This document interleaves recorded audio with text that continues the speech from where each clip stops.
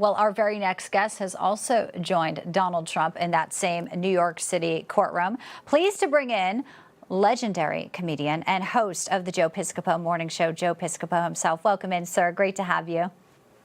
Hi, Bianca. How you doing? Doing so good. You know, when we see folks like you, Alan Dershowitz, all the GOP members there just coming to talk about lawfare, it's pretty incredible where we are in America. I know you actually interviewed Donald Trump for your show. Tell us what that was like and some of the comments that he told you and how he's feeling. You know, I've known him so long. Oh, my gosh. Like 40 plus years, you know, when he was the Donald in New York, you know, and I was Jersey Joe. We were just hanging around Manhattan.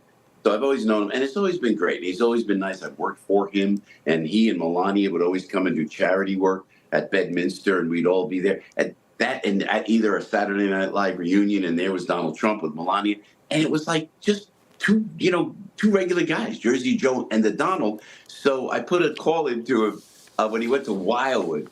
And Bianca, 100,000 people. It was wild. And you know, politics aside, you never see anything like it. I'm a Jersey guy. Jersey, we don't care about anything. We're not impressed with anything. Right. 100,000 people showed up. It was wonderful. So I put a request in that I talked with him for a little bit, and he got right back to me, and they said, yeah, you can have a few minutes. And, the way I say it, with great respect and great humility, he, like, cleared out all the VIP, didn't worry about the 100,000 people. He gave me the one-on-one interview before he stepped out of the motorcade, and he came right to his old pal.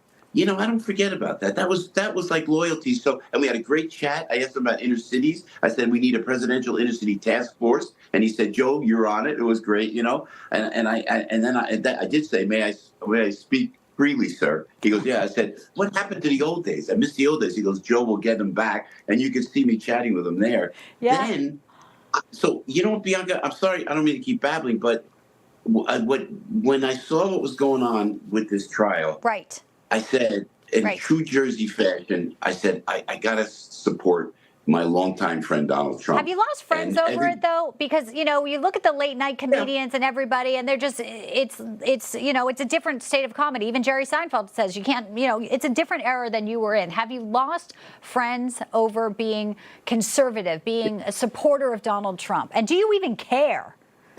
Yeah, no, I don't care. You know what this means? You know what this means, right? That means the Italian. Can we do that on TV? I love it.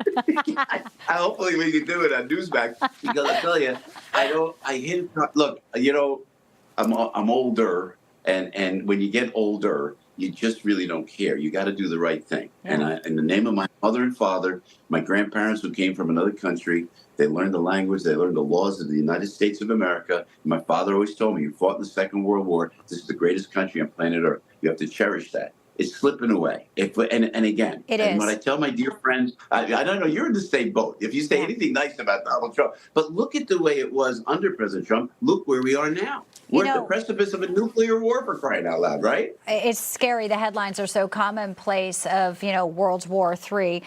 You know, you don't look your age. You look great. You're still thriving.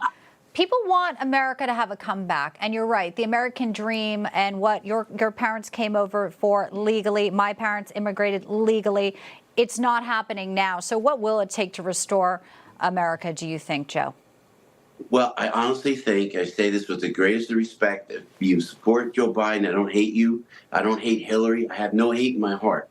But we're at the precipice of a black swan event. I go like this. I say, God forbid that happens. But this administration has lost complete control. Look where we are, from Afghanistan to Ukraine to Israel. There's a Holocaust. Bianca, there was a Holocaust in Israel in 2023. How did that happen? It takes somebody who is a rogue figure who will go in and turn Washington inside out and backwards. And I'm telling you what, if there's somebody better than Donald Trump, I say to those friends who think I'm nuts, I'm listening. Tell me. I don't know that there is any, but look, the Abraham Accords, opportunity zones, helping out black colleges and universities. You know, it's certainly no laughing matter what's going on. And as somebody who has brought, you know, a lot of laughs over the years, to see you kind of speaking from your heart is really inspiring. I hope you come back. Legendary comic and conservative voice of, you know, patriotism here, Joe Piscopo.